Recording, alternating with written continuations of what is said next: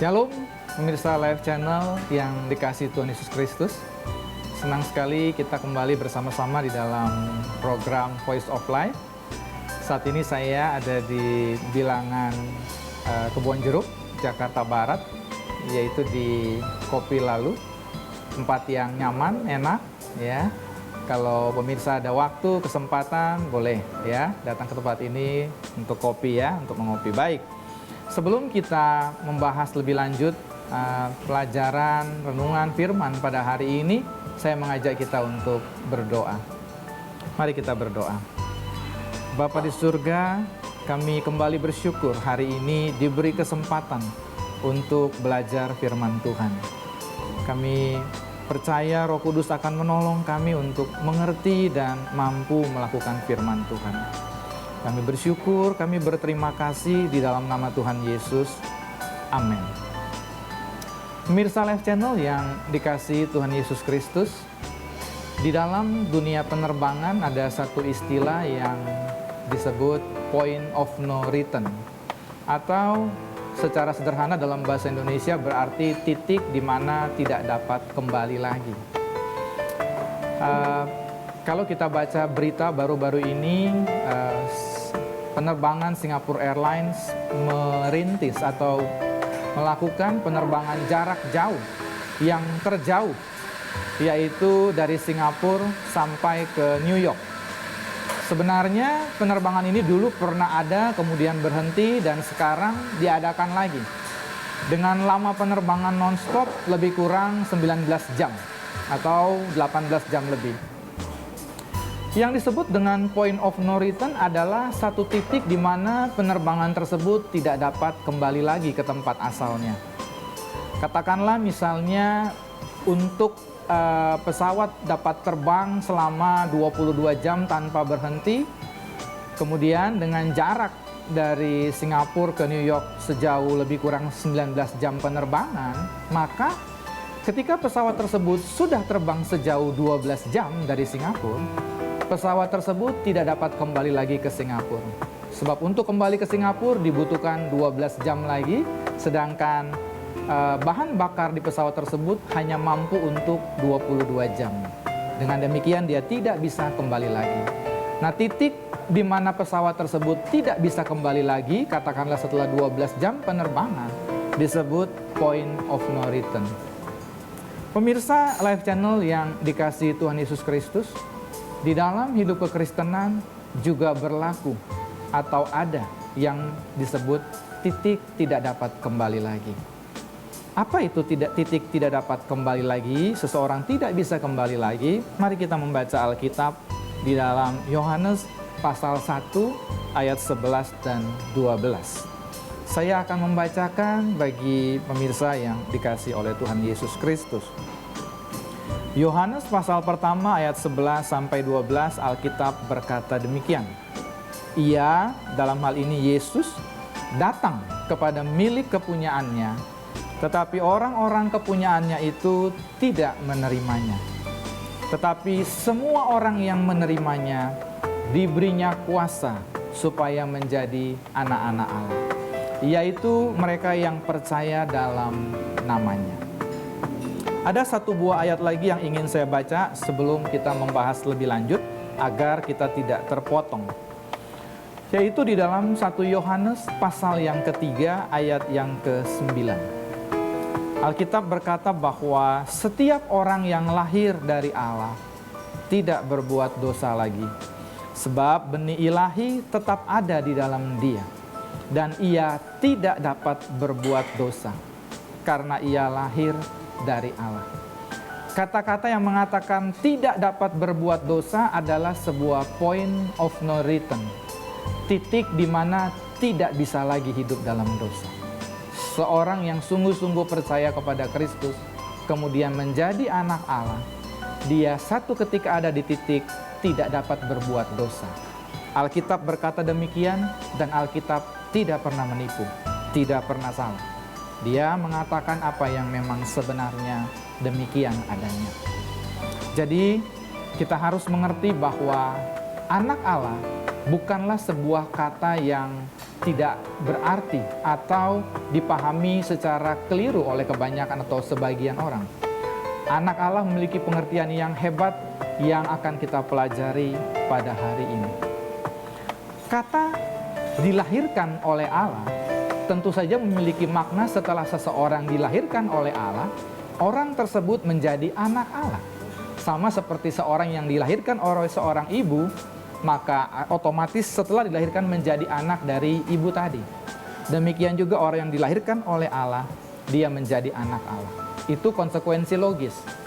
Nah, selama ini atau sebagian orang memiliki pemahaman menjadi anak Allah adalah ketika seseorang mengaku menerima Yesus sebagai Tuhan dan Juru Selamatnya. Tanpa ada pendahuluan, tanpa ada kejadian sebelumnya, tiba-tiba orang tersebut dikatakan sebagai anak Allah. Tetapi mari kita mempelajari apa kata Alkitab. Kalau kita melihat ketika Alkitab mengatakan dilahirkan oleh Allah, menjadi anak Allah, Alkitab sengaja tentu saja menggunakan sebuah kata atau sebuah model yang mudah dipahami oleh manusia. Kita tahu bahwa ketika seorang ibu akan melahirkan, maka ada tanda-tanda yang tidak dapat tidak harus terjadi.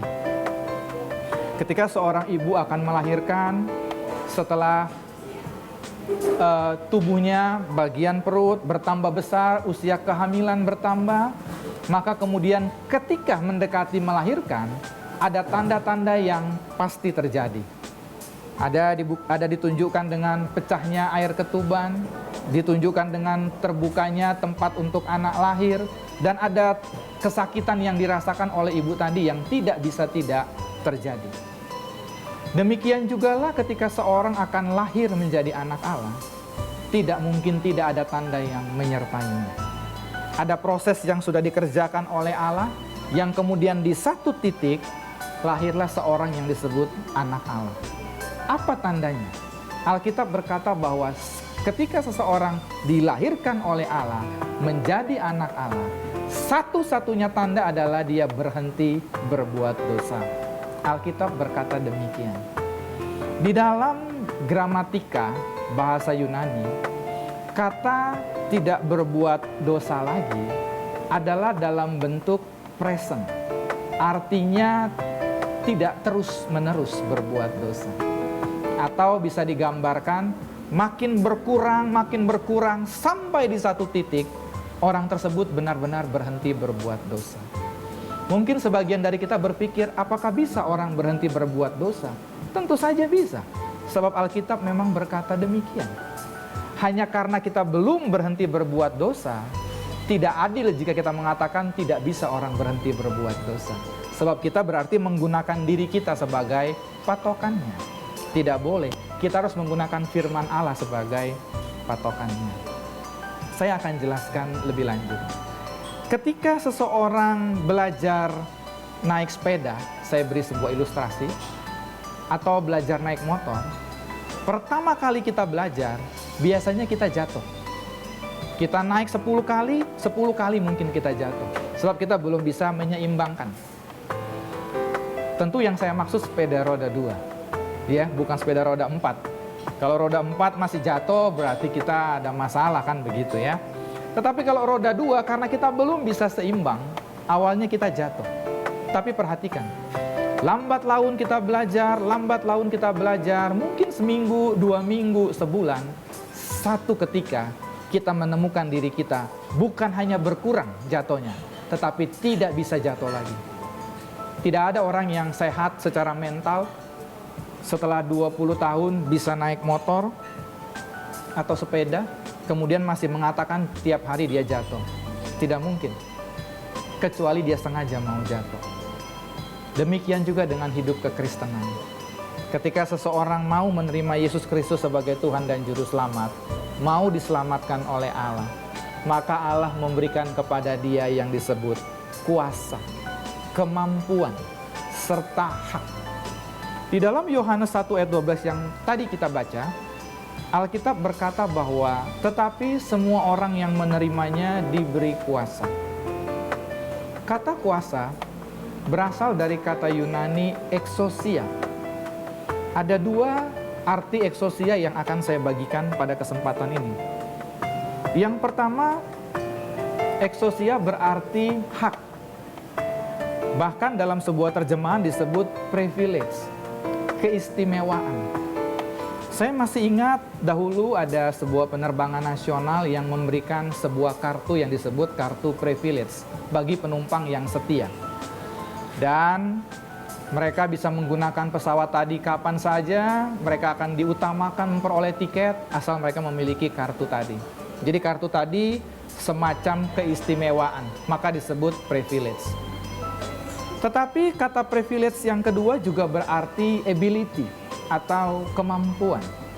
Kemampuan yang Allah berikan untuk orang bisa terus-menerus dilatih sampai di satu titik orang tersebut tidak berbuat dosa lagi. Itulah yang disebut dengan anugerah atau kemurahan Tuhan. Allah memberikan kepada orang yang mau menerimanya kesanggupan tadi. Jadi secara ringkas dapat dikatakan bagaimana kita mengetahui bahwa seseorang mau menerima Kristus, mau menerima Tuhan, mau menerima Yesus sebagai Tuhannya, apabila dalam hidupnya ada kuasa, ada kemampuan yang akan membawa orang tersebut lambat laun untuk bisa berkurang dalam melakukan dosa dan sampai satu titik dia berhenti berbuat dosa. Kemampuan itu dan hak tersebut hanya diberikan kepada mereka yang mau menerima. Nah, apa yang dimaksud dengan menerima di dalam ayat ini? Kata menerima berasal dari kata Yunani lambano, di mana kata lambano ini memang memiliki beberapa arti. Tetapi yang relevan yang kita akan pelajari pada kesempatan ini yaitu bahwa yang disebut dengan lambano ini dapat diartikan seseorang yang membuktikan di hadapan Tuhan apa saja yang Tuhan minta dalam kehidupannya. Jadi kuasa sekali lagi diberikan kepada seseorang yang membuktikan dalam hidupnya bahwa dia mau membuktikan apapun yang Tuhan minta dalam kehidupannya. Setelah seseorang terbukti di hadapan Tuhan, dia melakukan apa saja yang Tuhan perintahkan dalam kehidupannya, dia taat kepada apa yang Tuhan minta, Alkitab berkata dia akan menerima kuasa. Sekali lagi perhatikan, Alkitab mengatakan bahwa semua orang yang menerimanya diberi kuasa. Setelah seseorang menerima Tuhan dahulu, baru Allah memberikan kuasa untuk dia menjadi anak-anak Allah. Jadi kita perlu mengerti bahwa anak Allah sekali lagi bukan sesuatu yang bersifat instan, bukan sesuatu yang semalam jadi. Satu ketika Yesus berbicara dengan Nikodemus, lalu Nikodemus berkata, bagaimana mungkin Tuhan seseorang dapat dilahirkan kembali? Dapatkah dia masuk kembali ke dalam rahim ibunya? Tetapi Yesus menjawab dia, bagaimana mungkin juga kamu seorang pengajar Yahudi tidak mengerti? Tidak mungkin orang masuk kembali ke rahim ibunya. Tetapi Allah yang mengerjakan, kamu tidak melihatnya, tapi kamu bisa merasakannya. Seseorang yang dilahirkan oleh Allah menjadi anak Allah, setelah diproses dia menerima Tuhan sebagai Tuhan dan Juru Selamatnya, menerima Yesus, maksud saya, diberikan kemampuan seperti orang berlatih sepeda lama-lama bisa, di satu titik dia menjadi anak Allah. Ketika seseorang sudah menjadi anak Allah, itulah yang tadi saya sebut dengan titik dia tidak bisa kembali lagi. Kebenarannya, pemirsa Live Channel yang dikasih oleh Tuhan, tidak ada mantan anak Allah. Satu kali seseorang menjadi anak Allah, seumur hidup dia menjadi anak Allah. Itu disebut titik tidak bisa kembali lagi. Satu kali seseorang sudah menjadi anak Allah, dia berhenti berbuat dosa. Jadi bagaimana kita memandang diri kita hari ini? Kita bisa memandang diri kita dalam proses untuk menjadi anak Allah, bukan sudah menjadi anak Allah. Kecuali kita sudah menemukan dalam diri kita, kita sudah berhenti berbuat dosa. Kita tidak bisa membatalkan yang Alkitab sudah katakan. Dan Alkitab tidak pernah tidak memenuhi apa yang dikatakannya. Kalau kita mengaku sebagai orang percaya, kita harus mau ikut dalam proses ini. Ada sebuah mall di Jakarta yang hampir setiap tahun saya perhatikan diadakan pagelaran atau pertunjukan akrobat, atau di dalam bahasa Inggris disebut trapeze. di mana ada orang di sebuah area taruh tali, tangga yang bentuk tali, kemudian orang bisa lompat dari tali sebelah sini, kemudian hinggap di tali sebelah sini, kemudian dia lompat lagi, pindah ke tali sebelah, atau biasa disebut pemain akrobat.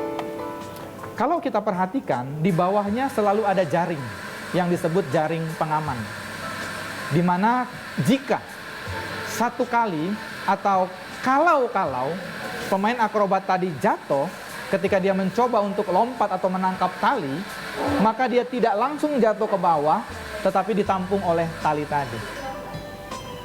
Kalau tidak ada jaring pengaman di bawah pertunjukan akrobat, maka dapat dipastikan semua pemain akrobat sudah meninggal. Sebab ketika mereka berlatih, mereka akan mengalami jatuh yang berkali-kali sebelum sampai di satu keadaan tidak dapat jatuh lagi. Saya pernah menyaksikan 4 atau 5 orang pemain akrobat bukan berasal dari Indonesia, mereka datang di sebuah mall di Jakarta. Dari mungkin 200 kali mereka lompat, mungkin mereka hanya jatuh 1-2 kali. Jadi bukan setiap kali mereka jatuh, tidak. Tetapi sekali lagi perhatikan, saya meminjam ilustrasi ini karena bagus sekali. Bahwa pada awalnya mereka jatuh. Ketika berlatih mungkin 1000 kali lompat, 1000 kali jatuh. Lambat laun mereka berlatih 100 kali lompat, mungkin hanya tinggal 50 kali jatuh.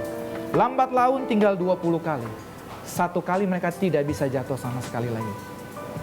Kalau kita mau hidup dalam kebenaran, Allah memberikan yang disebut kemampuan tadi, exousia, hak untuk kita dilatih oleh Allah sampai di satu titik kita tidak jatuh lagi. Kita mesti mengerti bahwa ketika Alkitab mengatakan tidak berbuat dosa lagi, dosa berasal dari kata hamartia. Dosa bukanlah sekedar mencuri, membunuh, berzina. Jika dosa dipandang hanya mencuri, membunuh, berzina, maka siapapun dapat memahami hal tersebut. Tetapi kekristenan mengartikan dosa sebagai sebuah meleset atau kemelesetan. Apa itu meleset? Hal yang gampang untuk menjelaskannya adalah ketika seorang memainkan panah. Kita tahu bahwa biasanya kalau bermain panah, ada sebuah lingkaran yang makin kecil, di mana yang dijadikan sasaran adalah titik paling tengah. Ketika seseorang melakukan tindakan memanah dan kemudian bergeser katakanlah 5 cm dari titik tengah, maka itu disebut meleset. Tidak harus dia jauh. Sedikit saja bergeser itu disebut meleset. Kekristenan adalah satu-satunya yang mengajarkan untuk bisa tepat melakukan seperti yang Allah kehendaki. Kemampuan untuk bisa tepat itulah yang diberikan Allah bagi mereka yang mau menjadi anak Allah. Jadi anak Allah sekali lagi bukan sebuah statement pernyataan yang sembarangan. Hanya karena seseorang datang ke gereja, rajin memberikan persembahan, sering mengucapkan Yesus sebagai Tuhan dan Juru Selamat, tidak menjadikan dia anak Allah. Tetapi bukti bahwa dalam kehidupannya makin jarang berbuat dosa, makin kurang berbuat dosa, itu yang menunjukkan dia anak Allah. Kita harus berhati-hati. Begitu mudahnya sekarang diobral perkataan anak Allah. Tetapi Alkitab tidak pernah menyatakan demikian.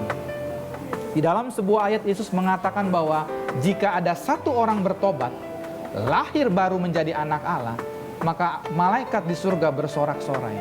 Perhatikan bahwa itu bukan statement murahan. Bukan ketika diadakan ibadah, orang-orang maju ke depan, kemudian malaikat bersorak-sorai. Oh, bukan.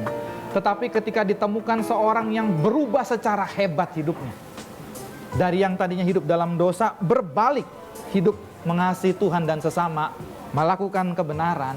Di titik itulah malaikat bersorak-sorai, sebab itu sebuah peristiwa yang hebat, peristiwa yang langka, peristiwa yang jarang terjadi. Sebagai anak Allah atau kita yang mau menjadi anak Allah, kita harus mengerti pemahaman ini. Kemampuan, sekali lagi, kemampuan itu diberikan oleh Allah. Itulah anugerah Tuhan. Itu sebabnya perlu digarisbawahi buat kita semua. Anugerah bukanlah izin untuk berbuat dosa. Sebab sering mungkin kita mendengar bahwa tidak apa-apa kita buat dosa. Sebab sudah ada anugerah Tuhan yang akan mengampuni kita. Itu berarti seseorang meremehkan pengorbanan Tuhan Yesus. meremehkan anugerah yang Allah berikan dengan mahal, yaitu mengorbankan anaknya yang tunggal. Tetapi sekali lagi, anugerah bukanlah izin untuk berbuat dosa. Tetapi anugerah adalah kemampuan yang diberikan Allah supaya kita dapat berhenti berbuat dosa. Itulah yang disebut dengan anugerah.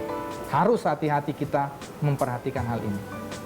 Jangan sampai kita ditipu, jangan sampai kita terbawa oleh ajaran-ajaran yang membawa kita kepada kehidupan yang binasa pada ujungnya. Kita perlu berhati-hati sebagai orang yang mau sungguh-sungguh percaya kepada Tuhan. Kekristenan sesuatu yang indah, tetapi dia tidak murahan. Ada banyak orang mungkin menjual seolah-olah, atau ada yang mungkin seolah-olah menjual, seolah-olah Kristen sesuatu yang murahan. Tetapi Alkitab mengatakan sesuatu yang sangat mahal. Sebab ditebus dengan darah anak domba Allah. Sebuah istilah yang ditujukan hanya kepada pribadi Yesus Kristus. Alkitab berkata tidak ada cara lain di mana Allah bisa mengampuni kecuali Yesus Kristus harus berkorban. Sebab dia satu-satunya pribadi yang tanpa cacat, tanpa celah, tanpa dosa. Demikian Alkitab berkata kepada kita. Kita harus serius memperhatikan bahwa sekali lagi anak Allah bukanlah titik awal kehidupan, tetapi dia sebuah goal yang harus dicapai sebelum kita menutup mata kita di bumi yang fana ini. Satu-satunya sekali lagi tanda bahwa seseorang akan menjadi anak Allah adalah ketika dalam kehidupannya dia menemukan dia semakin tidak menyukai dosa. Atau kata yang sering digunakan, dia semakin membenci dosa. Sebaliknya dia semakin mengasihi Tuhan. Semakin suka kebaikan, semakin suka hidup dalam kebenaran, semakin rajin mengasihi sesama, berbuat baik. Itulah pertanda seseorang akan lahir menjadi anak Allah. Tadi saya mengatakan bahwa tidak mungkin tidak ada tanda seseorang akan dilahirkan atau seseorang akan melahirkan. Ketika seseorang akan menjadi anak Allah, tanda tersebut akan terlihat oleh banyak orang. Kalau dia sudah berumah tangga, istrinya pasti melihat. Sebab ada perubahan hebat dalam hidupnya. Kalau dia seorang istri, maka suaminya akan melihat. Kalau dia orang tua, anak-anaknya akan melihat. Kalau dia orang di profesi, di kantor, di mana dia berada, rekan-rekannya pasti melihat. Ada perubahan hebat dalam kehidupannya. Orang seperti inilah yang menuju menjadi anak Allah. Dia menjadi begitu membenci kepada dosa. Dia menjadi begitu suka berbuat baik. Dia menjadi begitu suka menolong orang. Dia begitu suka firman Allah. Dia begitu suka melakukan apa yang Tuhan perintahkan. Itulah tanda seseorang akan lahir menjadi anak Allah. Menjadi anak Allah adalah sebuah momen yang istimewa. Dan tidak semua orang mendapatinya. Kita perlu membawa diri kita untuk menuju menjadi anak Allah.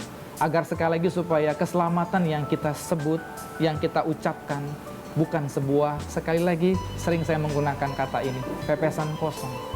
Adalah menyedihkan ketika seorang berpikir bahwa dia adalah anak Allah, tetapi ketika dia menutup mata di bumi yang fana ini, dia tidak bertemu dengan Tuhan yang mulia itu.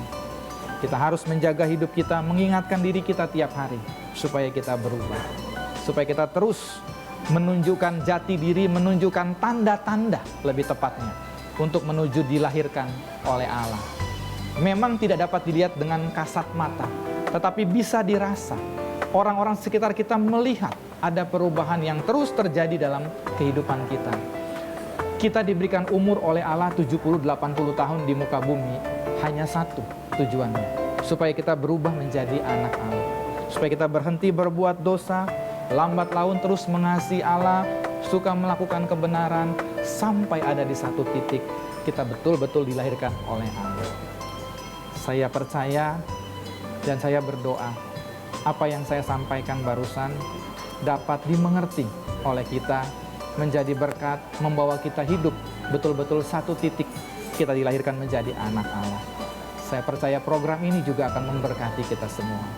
Tuhan Yesus memberkati. Amin.